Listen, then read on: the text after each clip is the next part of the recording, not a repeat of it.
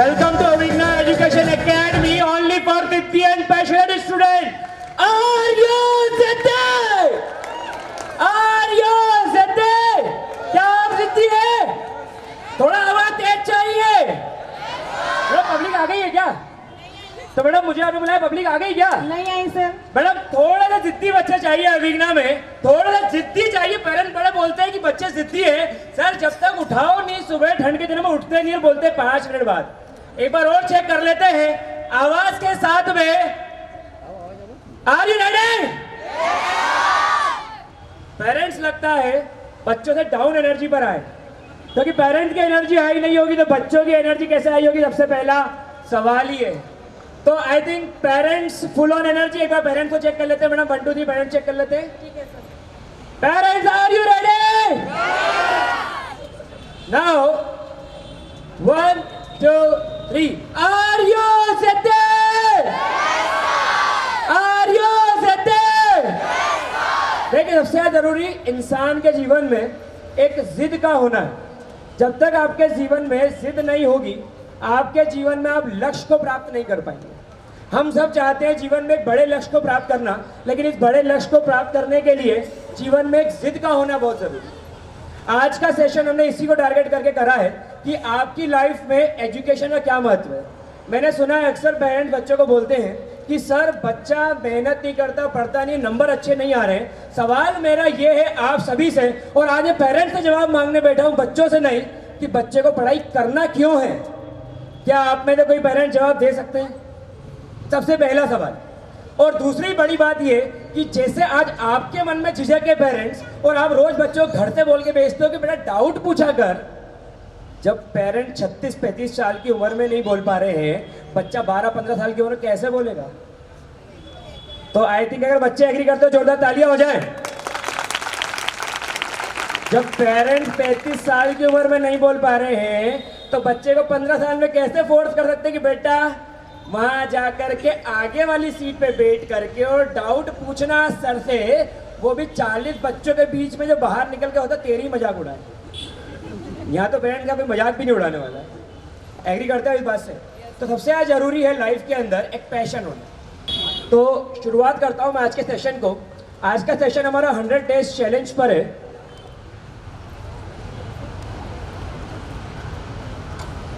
चीज काम करती है तो ही रिजल्ट जनरेट होते हैं। आप एजुकेशन को हो सकता है कि सिंपल समझें, लेकिन ये बात मैंने पिछले 5 मिनट में आपको समझा दी है कि जितना पूछना आपके लिए मुश्किल है उतना ही बच्चों के लिए। आप जबरदस्ती अगर उनको पुश करते हैं तो वो बात थोड़ी सी गलत हो जाएगी। तो आज का 100 डेज एक्सपीरियंस मैं आपसे शेयर करूंगा। यहां पर सबसे पहला पॉइंट 100 डेज चैलेंज के लिए। अच्छा कितने लोग ये 100 डेज चैलेंज के लिए तैयार हैं? यहां पर कितने स्टूडेंट 100 डेज चैलेंज के लिए तैयार बैठे? अच्छा ठीक है, मैं आपको अपना एक एक्सपीरियंस बताता हूं, उसके बाद अपन आगे बात करेंगे। सबसे बड़ा चैलेंज ये नहीं है कि बच्चे 100 डेज चैलेंज के लिए तैयार हैं। मैं आपको अपना एक एक्सपीरियंस बताता हूं कि जैसे ही देव उठनी की आदत हो जाती है, उसके बाद में मामा की मौसी के लड़के के भांजे की एक शादी कार्ड आता है, और घर में मम्मी अड़ जाती है कि मैं तो जाऊंगी शादी मेरे पियर में, और वहां से बच्चे को कहां छोड़े सर, सबसे पहला डाउट मेरे पास आता है, क्योंकि हम दोनों तो जा रहे हैं और ये किसी के पास रहेगी नहीं। तो कोचिंग क्लास के सामने सिर्फ यही एक चैलेंज नहीं है कि x = -b + -100 -4ac/2 है, वो कैसे सॉल्व करते हैं। ये भी एक चैलेंज है कि इनकी लड़की और लड़का किसके घर में रहेगा। और उसके बाद में शादी का पूरा प्रोग्राम करवाने के बाद जनवरी का महीने में वही पेरेंट्स वापिस आते हैं और हमें एक बात बताते हैं कि सर ध्यान रखना, इस साल बच्चे का 10th बोर्ड और 12th बोर्ड है। उनको एकदम मालूम पड़ा न्यू ईयर लगते से ही कि आज साल बच्चे का 10th और 12th बोर्ड है। तो सबसे पहला सवाल मेरे सामने फिर से अब एक आ गया कि क्या पेरेंट्स 100 डेज चैलेंज के लिए तैयार हैं? जो पेरेंट्स 100 डेज चैलेंज के लिए तैयार है वो यस से रिप्लाई करेंगे। Are you ready? क्या बात है, माइंड ब्लोइंग। क्योंकि मेरा ऐसा मानना है कि जो बच्चा देखता है वो सीखता है। पिक्चर प्रेजेंटेशन ज्यादा अच्छा काम करती है। जापान की टेक्नोलॉजी बच्चों को टीचिंग के लिए, छोटा सा एक देश है लेकिन तहलका मचा रखा है। आज हिरोशिमा और नागासाकी जैसी जगह पर इतने बड़े बड़े अटैक होने के बाद भी एग्जिस्टेंस में इसलिए है क्योंकि वहां जोड़ो नीति है, तोड़ो नहीं। कुछ कर दिखाने की नीति है, किसी को गिराने की नहीं। कुछ बन जाने की नीति है, बर्बाद करने की नहीं। कुछ करने की नीति है, कुछ सोचने की नीति है, कुछ पॉजिटिविटी, कुछ एक्स्ट्राऑर्डिनरी है। इसलिए आज वो देश एग्जिस्ट करता है with highest number of patents.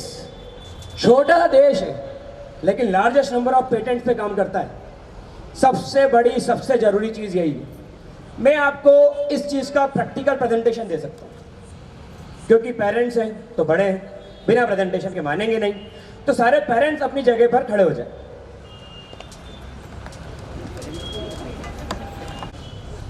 सबसे पहले जो था मैं बोलूंगा वैसा आप करेंगे।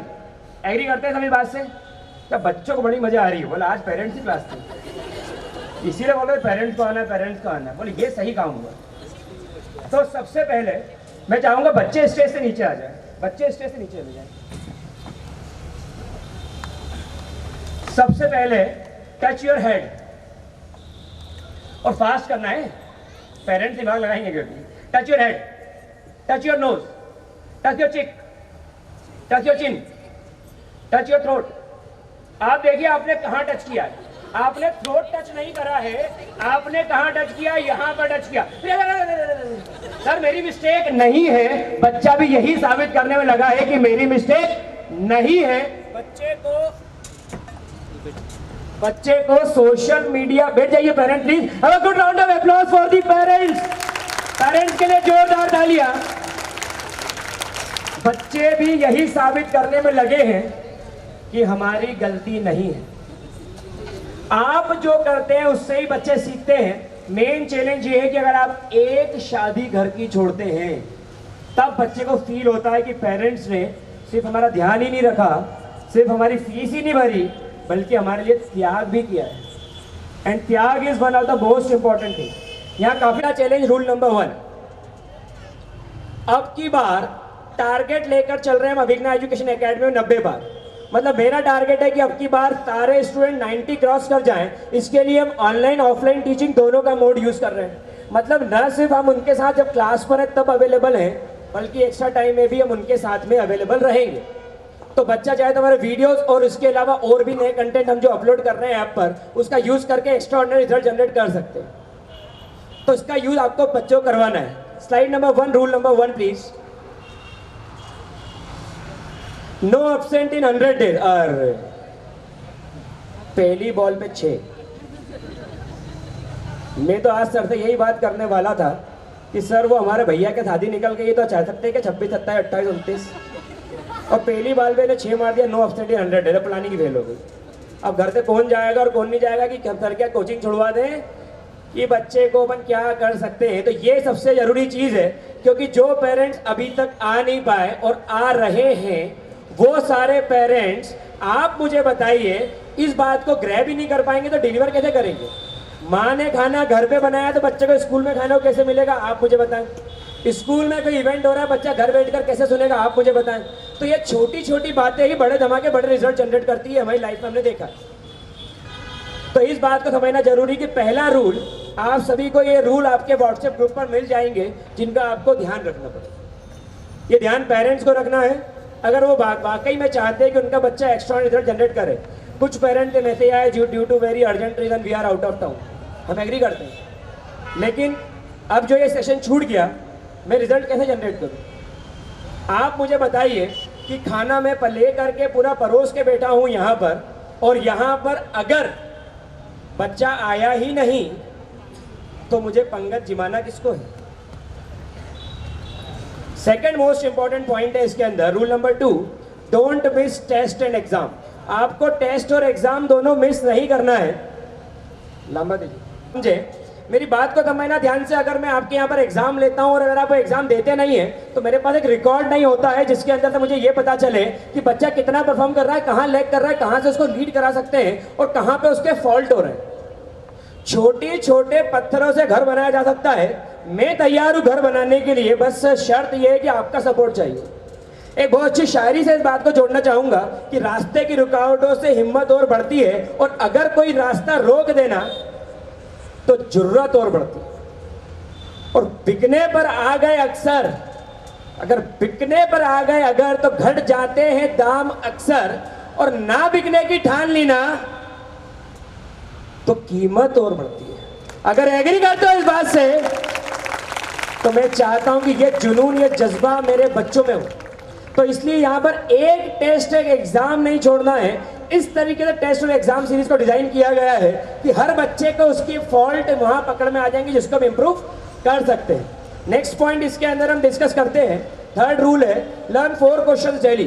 तो छोटी छोटी चीजों पर बात कर रहे हैं क्योंकि ये पेरेंट सेमिनार पहले इंडिविजुअल क्लासरूम्स में होता था, लेकिन उसके बाद क्या हुआ कि हमारा परिवार बड़ा होता था और यहाँ सभी घर के सदस्य बैठे हैं। यहाँ कोई बैनर पोस्टर होर्डिंग देख के नहीं आया, यहाँ सभी विश्वास से आए। तो छोटी छोटी बातों में मैं गारंटी दे रहा हूँ कि बड़े बड़े रिजल्ट जनरेट कर सकते हैं हम। यहाँ पर 4 क्वेश्चन डेली का जो कॉन्सेप्ट है, ये 4 क्वेश्चन डेली से हम 400 क्वेश्चन के टारगेट को अचीव करेंगे पिछले अगले 100 दिन के अंदर। 90 दिन का टारगेट जाता है, 400 क्वेश्चन इसके अंदर हम अचीव कर लेंगे। अगर ये 400 क्वेश्चन हम यहाँ पर अचीव करते हैं तो आप कोई भी कॉम्पिटेटिव की बुक उठा लीजिए, 10th 12th 11th कॉम्पिटेटिव, 400 से ऊपर क्वेश्चन नहीं होते। अब बड़ी बात यह है कि क्या आप तैयार है उसके लिए। नेक्स्ट पॉइंट इसका रूल नंबर 4 आता है parents have to see copies regularly before signature. बड़ी बात क्या होती है, पेरेंट्स कॉपी को ऐसे साइन करते हैं जब क्या होता है कि बच्चा पूरा बैग जमा लेता है। मैं आपकी सिचुएशन समझता हूँ, और निकल के गेट के बाहर जाकर के लॉक खोल के फिर से दौड़ के आता है। एक्टिंग देखो आप, मम्मी जल्दी साइन कर देना सर, तो अंदर ही घुस देंगे। कॉपी गाय की थी, मतलब आप देखना कि वसीयत नहीं चली है। इतनी इमरजेंसी में घर घर की कहानी है। पापा से करवाओ साइन, पापा से नहीं कराते, 5 मिनट बचे सर, 5 मिनट भी लेट नहीं आते, क्लास का रूल है, जल्दी साइन कर दो। तो वो साइन कर दो, मैं देखना ही नहीं नंबर का, नंबर पे तो पीछे था, नंबर दिखा, अरे 5 आया 30 में था, रुक जाओ मैं आगे बात करता हूँ आपसे। बात कर रही थी पेरेंट्स, तो बात कर रहे हैं स्टूडेंट। आजकल घर में बच्चे कम रहेगा, थोड़े से सब बड़े ही हो गए। तो हुआ क्या इसके अंदर की कॉपीज आपको बहुत सीरियसली देखना है साइन करने के पहले, नहीं तो आप साइन करना। ये साइन करने का जो कॉलम है, मैं गारंटी दे रहा हूँ अगले 100 दिन के अंदर हर बच्चे के परफॉर्मेंस में इंप्रूवमेंट आपको दिखने लग जाएगा। नेक्स्ट इसके अंदर जो पॉइंट है, इन एनी अनअवॉइडेबल रीजन, इससे थोड़ी सी राहत सभी को मिलेगी। ये थोड़ा एंटीबायोटिक का काम करेगा। अगर कोई अनअवॉइडेबल रीजन है आपका तो आप लीव ले सकते हैं, लेकिन उस कंडीशन में आपको क्लास विजिट करना होगा, या तो लीव लेने के पहले और या फिर लीव लेने के बाद में। मेरी बात समझ पा रहे होंगे, क्योंकि ये आना जाना थोड़ा सा आपको जब लगेगा तो उस समय तो आप छुट्टी ले लेंगे, लेकिन उसके बाद आपकी वापस छुट्टी नहीं होगी। छोटी छोटी चीजें हैं, लेकिन अब की बार टारगेट 90 पार कर। रोशनी तो कर, हो खुदा को मंजूर। खुदा गवाह पिक्चर का एक बहुत अच्छा डायलॉग है, रोशनी तो कर हो खुदा को मंजूर, तूफानों में भी चिराग जला करते हैं। बहुत बड़ी बात है साहब, प्रयास करोगे तो एक दिन बड़ा था बड़ा लक्ष्य भी पॉसिबल है कि आप अचीव कर लोगे। तो ये पॉइंट आई थिंक सभी को क्लियर होगा कि छुट्टी लेने के पहले या बाद में आपको विजिट करना है, आपके कंफर्ट के हिसाब से। नेक्स्ट रूल आपके सामने आता है, in any doubts regarding performance of student. क्योंकि बच्चे क्या होता है, कई बार यहाँ कुछ और बोलते हैं, घर पे कुछ और बोलते हैं। अभी ना की टीम डेडिकेटेड वर्क कर रही है, सभी बच्चों के साथ में लगे हुए हैं, अगले 100 दिन पीछा छोड़ने वाले नहीं हम। आप उसके लिए बेफिक्र हो जाओ।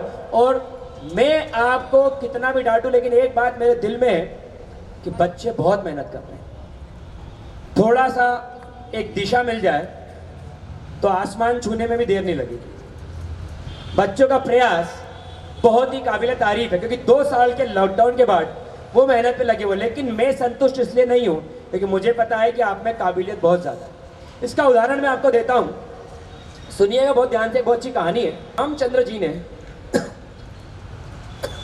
भालुओं और वानर की सेना बनी, और वो भालू और वानरों की सेना सभी को बोल दिया महाराज सुग्रीव ने कि जाओ और माता सीता का पता लगा के। सभी का हो गया, सब चले गए। हनुमान जी वहां पर खड़े थे। रामचंद्र जी ने हनुमान जी को बुलाया और एक ही बात कही, तुम जाओ और जाकर के सीता माता का पता लगा के आओ। जब ऐसा बोला गया कि तुमको पता लगा ना, तो बोले प्रभु आपको मुझ पर विश्वास है? बोले मुझको तुम पर पूर्ण विश्वास है। ये लोग गए जब पता लगाने, तो बात यही हुई कि समुद्र लांघने की बात आई। समझिएगा विल पावर कितना बड़ा होता है। समुद्र लांघने की बात आई, और जब समुद्र को लांघने की बात आई तो अंगद ने कहा कि मैं पार तो कर जाऊंगा लेकिन वापस नहीं आ पाऊंगा। बाकी जो लोग गए थे उन्होंने कहा कि पार शायद नहीं कर पाएंगे। हनुमान जी बैठे बैठे इस बात को सुन रहे थे। जैसे आज यहाँ बहुत सारे विद्यार्थी जो आने वाले साइंस के साइंटिस्ट, डॉक्टर, इंजीनियर हैं, लॉयर्स हैं, सोल्जर्स हैं, इस बात को सुन रहे थे। तब बोला गया कि आप इस बात को जो इतने ध्यान से बैठ करके सुन रहे हो और कुछ बोल ही नहीं रहे हो, आप क्यों नहीं जाते? उन्होंने कहा प्रभु मुझ में तो इतनी शक्ति नहीं है। बोले कैसे संभव है? आपके अंदर सूर्य सा तेज है, पवन पुत्र हो, राम प्रभु राम जी के प्रिय भक्त हो, क्यों आपको ऐसा लगता है कि आप में क्षमता नहीं है कि आप इस काम को नहीं कर सकते? और तभी वो परिणाम जो था वो आज सभी के सामने है। न सिर्फ उनने समुद्र को लांघा बल्कि रावण की लंका को भी पल भर में आग लगा दिया। तो मैं यही चाहता हूं कि अपने विश्वास को जागृत करिए, अपने अंदर के स्वाभिमान को जागृत करिए, अपने अंदर की हिम्मत को जागृत करिए, अपने लक्ष्य को साधिए, अपनी हिम्मत को साधिए। कोशिश करिए कि बेस्ट से बेस्ट आपका रिजल्ट जनरेट हो। कोशिश करिए कि आपका टैलेंट जो है एक्स्ट्राऑर्डिनरी आपके सामने आए। कोशिश करिए कि आप वो बनने की कोशिश करें कि जिस चीज की भारत देश को जरूरत है। क्योंकि शिक्षा का सिर्फ यही उद्देश्य नहीं है जिसका मैंने चालू किया था।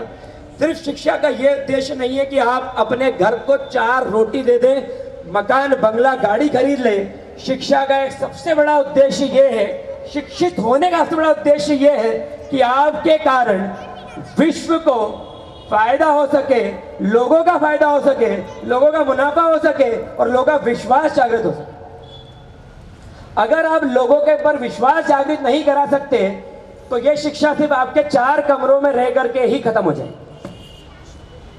इसलिए बच्चों को सिर्फ और सिर्फ परसेंटेज और मार्क्स पे फोकस करने का न बोले, बल्कि बच्चों को आगे बढ़कर के डॉक्टर, साइंटिस्ट, इंजीनियर से ज्यादा एक अच्छा इंसान बनने की बहुत जरूरत है। अगर ये अच्छा इंसान बन पाना हमारे लिए पॉसिबल नहीं हुआ तो शिक्षा का कोई महत्व नहीं है। क्योंकि जीवन जीने के और आय कमाने के कई सारे जरिए हैं इस दुनिया में। इसके लिए शिक्षित होने की कोई जरूरत नहीं। अगर शिक्षित होना आप चाहते हो, अगर शिक्षित होना आप चाहते हो तो शिक्षित इसलिए हो कि आप दूसरों की मदद कर सकें। आज के समय में शिक्षा बहुत हद तक कुछ लोगों ने व्यवसाय बना दिया है। और ये व्यवसाय आज के टाइम में, बेटा आप लोग नीचे वहां बैठ जाओ, रख दो। आज के टाइम में ये व्यवसाय जो शिक्षा का बन चुका है कुछ लोगों के माध्यम से, एजुकेशनल इंस्टीट्यूट। मैं खुद एजुकेशनल इंस्टीट्यूट चलाता हूं, लेकिन मुझे बोलते हुए इस बात को बिल्कुल बुरा नहीं लग रहा है, क्योंकि मैं किसी और का बोलूं उससे अच्छा अपने लिए ही बोल दूं। एजुकेशन इंस्टीट्यूट एक व्यवसाय बन चुका है कुछ लोगों के लिए, और ये जो व्यवसाय बना है एजुकेशन इंस्टीट्यूट, इसका भरपाई पेरेंट्स बियर कर रहे हैं और सबसे ज्यादा बच्चे। आज के समय में कर्जा कर करके भी पेरेंट बच्चों को पढ़ा रहे हैं। जब हमारे यहाँ पे कोई पेरेंट आके बोलता है कि सर बड़ी मुश्किल से हमने आपके की फीस भरी है और उसके बाद ये बच्चे पढ़ नहीं रहे हैं, तो मैं लीनियंट होकर के उन बच्चों को नहीं पढ़ा सकता। मैं नहीं कर सकता धोखा उन बच्चों के साथ कि मैं यही बोलूं कि वाह बेटा बहुत बढ़िया, बहुत ही अच्छा चल रहा है। क्षमा चाहूंगा आप सभी से हाथ जोड़ के इस चीज के लिए, लेकिन ये मेरे लिए संभव नहीं है। चाहता तो करियर किसी और स्ट्रीम में भी बना सकता था, पैसा ही कमाना होते थे। बहुत क्लियर साफ शब्द में बोल रहा हूं इस मंच से। आज एडमिशन अभिज्ञा एजुकेशन पे क्लोज हो चुके हैं और 20 से 25 बच्चों को हम मना कर चुके हैं। तो मेरे लिए यह संभव नहीं है कि मैं किसी बच्चे को झूठ बोल दूं या सिर्फ इसलिए मैं खुश करूं बच्चों को कि बच्चा खुश होता रहेगा और मेरे यहाँ एडमिशन आते रहेंगे। आज जो यहाँ पर अभिज्ञा परिवार बन पाया है, 200 से ऊपर एडमिशन हो गए और एडमिशन क्लोज करना पड़े, सीट जगह नहीं है अब क्लासरूम में, वो सिर्फ पेरेंट्स के सपोर्ट के कारण। और हमें भविष्य में भी ऐसे ही बच्चे चाहिए जो अपने जीवन में एजुकेशन में अपना करियर बनाना चाहते हैं। स्वागत है उन बच्चों का। ये चीज अगर हो गई बच्चों के अंदर, ऐसे बच्चे हमें मिल गए, तो हमारा भविष्य, बच्चों का भविष्य और संतुष्टि ये सब मिल जाएगी। संतोष और संतुष्टि के लिए लोग ध्यान में मग्न हैं। हमारा थोड़ा सा अलग जा रहा है, हम हमारे काम में मग्न हैं। तो कोशिश यही है कि ऐसे ही बच्चे हमें ज्वाइन करें भविष्य में भी जो पढ़ना चाहते हैं। अगर कोचिंग क्लास ऐसी चाहिए, आज हमारे सेंटर के अंदर कोई कमी नहीं छोड़ी, लेकिन पढ़ाने वाला आज भी मैं यूँ, मेरा ही स्टाफ है। अगर कोई इससे इंप्रेस होकर के आ रहा हो कि वहाँ तो एसी लगे क्लासरूम में, मैं हाथ जोड़ के निवेदन करता हूँ मत आना, आप मुझे झेल नहीं पाओगे। ये बात मेरे पुराने पेरेंट्स और बच्चे बहुत अच्छे से जानते हैं, क्योंकि मैं भविष्य बनाने जा रहा हूँ। और माँ जब रोटी बनाती है तो बहुत ध्यान से बनाती है, कहीं गोल से चौकोर नहीं हो जाए, और उसके अंदर ही बेलन बहुत पड़ते हैं। जब रोटी गोल करने में इतने बेलन पड़ रहे हैं तो भविष्य बनाने में कितने होंगे। और अगर ये संभव हो गया, अच्छा लगता है आज जब बच्चे विदेश से आकर के फ़ोन कर देंगे, सर आज इस यूनिवर्सिटी में एडमिशन हो गया, इस कॉलेज में, यूएसए में है, यहाँ है, वहाँ है, दुबई में है, क्योंकि मैंने पिछले 12 साल इंजीनियरिंग कॉलेज में पढ़ा है। बड़ी खुशी होती। लेकिन अगर आप चाह रहे हो कि उसी ढर्रे और उसी तरीके से मैं पढ़ाऊँ कि जिसके अंदर फिर मेरा बैंक बैलेंस बढ़ते रहे और मेरे पास रैंकर स्टूडेंट कम और बैंकर स्टूडेंट ज़्यादा हो, हाथ जोड़ के निवेदन कर रहा हूँ, ऐसे स्टूडेंट कभी क्लास में पैर भी मत रख देना। अभिज्ञा में पहुंचने के पहले घर में मीटिंग होती है लोगों की कि बेटा पढ़ लेगा। ये पुराने पेरेंट्स से पूछ लेना, क्योंकि बहुत ज़्यादा की इच्छा नहीं है, लेकिन बहुत ज़्यादा अच्छे रिजल्ट्स की इच्छा है, और मैं उसके लिए सतत प्रयास कर रहा हूँ, मेरी टीम उसके लिए सतत प्रयास कर रही है। तो आप सबसे हाथ जोड़ के निवेदन है कि अगले 100 दिन हमारा सपोर्ट करें। बच्चे तो आपके, ये रिजल्ट आपका बनाए, लेकिन संतुष्टि हमारी होती है। बहुत बहुत धन्यवाद। ये रूल नंबर 6 है। इन एनी डाउट आप 4 से 8 के बीच में कॉल कर सकते हैं यहाँ पर। और अगर मुझसे मिलना चाह रहे हो, पेरेंट की प्रॉब्लम आ रही है इस साल, क्योंकि मैडम देखिए, सर देखिए, यहाँ पर क्या है कि लॉकडाउन के बाद के बच्चे हैं, मुझे ज़्यादा टाइम उनको देना पड़ रहा है, तो मैं आपको टाइम नहीं दे पा रहा हूँ, उसके लिए क्षमा चाहता हूँ सभी से यहाँ पर। लेकिन फिर भी अगर आप मुझसे मिलना चाहते हैं तो आप थर्सडे और फ्राइडे कॉल करके 7 से 8:30 के बीच में आकर के मिल सकते हैं, थर्सडे और फ्राइडे। सैटरडे को भी अगर आप मिलना आना चाहें तो 6 बजे से लेकर के 8 बजे तक मुझसे आके मिल सकते हैं। एक फ़ोन करके आइएगा, बस एक फ़ोन कर लीजिएगा, ताकि अर्जेंसी हो या ज़्यादा लोगों को टाइम नहीं दे दिया हो, इसके लिए आप एक फ़ोन करके आ जाइएगा। क्योंकि आपका और मेरा, यहाँ जितने लोग बैठे हैं, उन सबका एक ही उद्देश्य है, एक एक्स्ट्राऑर्डिनरी रिजल्ट। हम सब लोग एक ही चीज़ चाहते हैं, अब अपने बच्चों से एक एक्स्ट्राऑर्डिनरी रिजल्ट। और मैं बच्चों से हाथ जोड़ के विनम्र निवेदन कर रहा हूँ यहाँ पर आज कि आपके पेरेंट्स आपको बहुत उम्मीद से और बहुत मेहनत से पढ़ा रहे हैं। आप अपने कुछ शौक, कुछ इच्छाएं अगर खत्म कर लेते हो तो आपके घर को एक बहुत बड़ा सहारा मिल जाएगा आज से 10 साल बाद।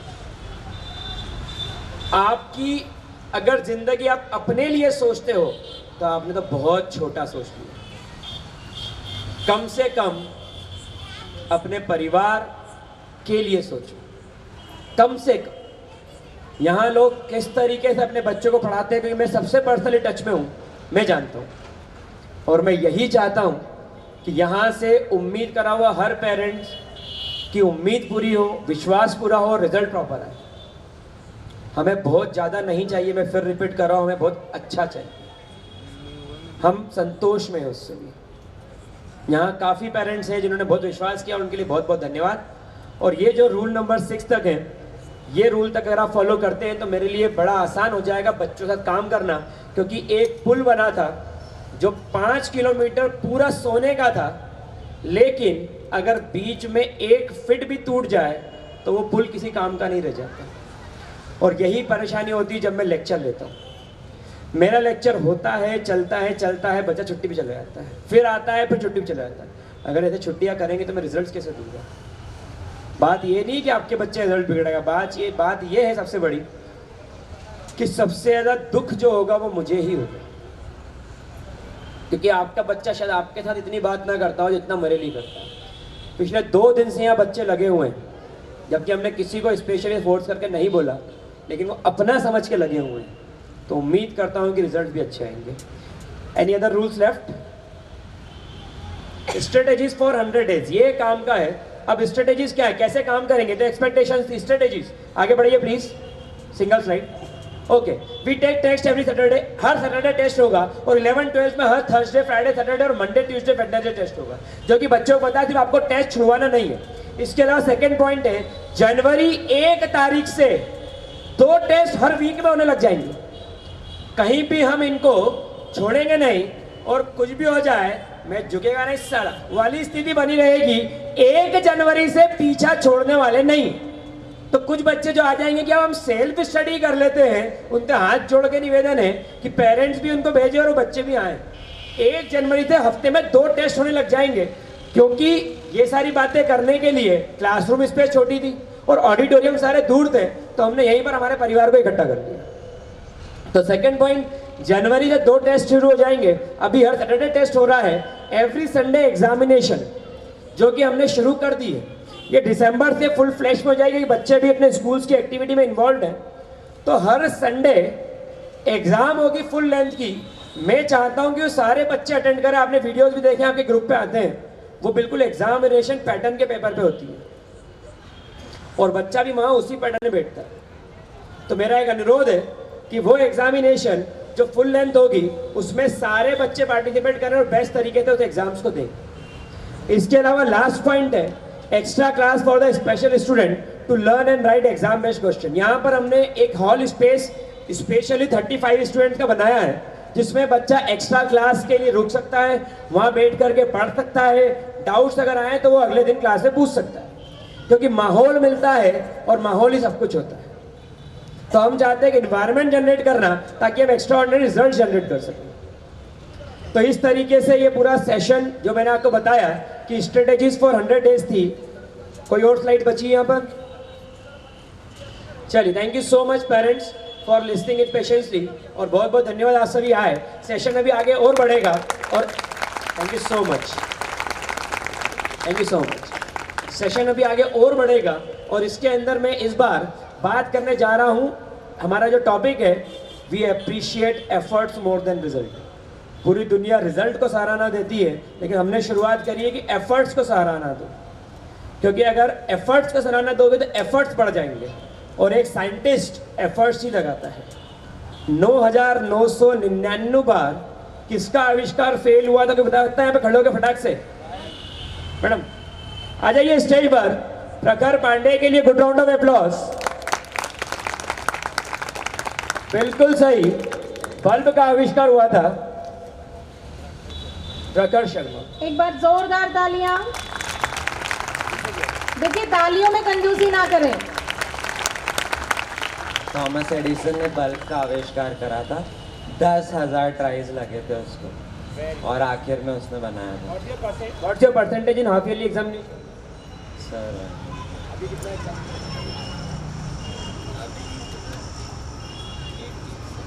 86% था। वेरी नाइस, बहुत बढ़िया, बिल्कुल सही। थॉमस एल्वा एडिसन ने 10,000 ट्राई किए थे। इतने मौके तो हम कभी खुद को भी नहीं देते अपनी ज़िंदगी संवारने के लिए। अगर दे दिया जाता तो ज़िंदगी कहाँ से कहाँ चली जाती। तो यही चीज़ सीखना ज़रूरी है कि ट्राई को कभी भी पीछे ना छोड़ें, पहली बात। दूसरा, कोशिशें असफल भी होती है, सफल भी होती है, लेकिन सतत प्रयास करने वाले की कोशिश ही सफल होती है। कोई भी लक्ष्य मनुष्य के साहस से बड़ा नहीं, हारा वही जो लड़ा नहीं। जिसमें लड़ने की हिम्मत नहीं है उसको ही हारना है। हार कुछ होता ही नहीं है। इंसान या तो जीतता है या सीखता है। या तो इंसान जीत जाएगा और या इंसान सीख जाएगा, और हार तब होती है जब आप प्रयास करना छोड़ देते हो। अगर आप प्रयास करना छोड़ोगे नहीं ना, तो आपकी हार जिंदगी में कोई ताकत नहीं कर सकती, और आपको इस जिंदगी में कोई हिला नहीं सकता। That is the most important thing. Please keep trying. Thank you so much. Thank you very much for patiently listening. Thank you.